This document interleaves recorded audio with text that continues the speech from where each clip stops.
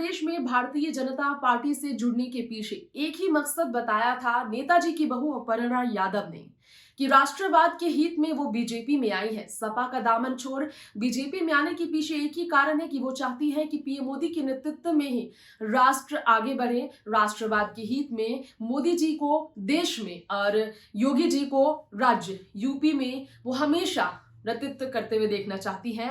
सत्ता में उनका राजपाट होना जरूरी है, तभी देश आगे बढ़ेगा, राज्य आगे बढ़ेगा। अब जिस तरह से धर्म की आंधी उत्तर प्रदेश में देखने को मिल रही है, इस पर भी अपर्णा यादव का लक्ष्य बन चुका है कि जिस तरह से हिंदुत्व को लेकर हंगामे होते हैं वो इस पर जवाब हमेशा देती रही हैं।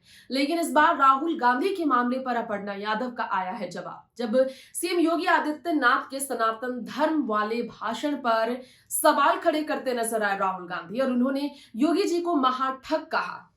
उन्होंने कहा वो अपने अपने मठ का अपमान कर रहे हैं, तो महाराज जी को लेकर अपर्णा यादव चुप नहीं रह पाई। योगी जी जवाब देंगे उससे पहले योगी जी के पक्ष में अपर्णा खुलकर जवाब देती नजर आई। संसद के बाहर पत्रकारों से मुखातिब होती हुई अपर्णा यादव ने कहा कि जो कॉन्स्टिट्यूएंसी का हिस्सा है उसे इस तरह के शब्दों का प्रयोग नहीं करना चाहिए।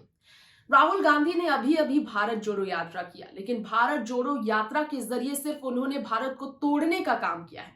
वो इल्जाम बीजेपी पर लगाते हैं कि नफरत की राजनीति कर दी है, लेकिन उन्होंने सिर्फ और सिर्फ देश की छवि खराब करने की कोशिश की। देश की स्थिति ऐसी दिखाई कि विदेशों में भी देश को बुरे तरीके से यहाँ पर धर्म के नाम पर निशाने पर लिया जाए।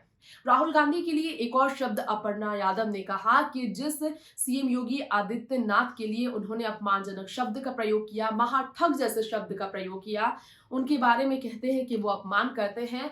एक बार राहुल गांधी को सोचना चाहिए, क्या वाकई में उनकी जो बातें ये सामने आई हैं, क्या उनकी जुबान नहीं लड़खड़ाई ये बोलते हुए कि वो महाठग है। जिस तरह से योगी जी ने उत्तर प्रदेश में काम किया है, यहाँ की जनता से आप राज्य के किसी भी कोने पर जाए और पूछे कि योगी जी का काम किस तरह से जनता के लिए, गरीबों के लिए, यहाँ के युवाओं के लिए बेहतर स्तर पर बढ़ रहा है।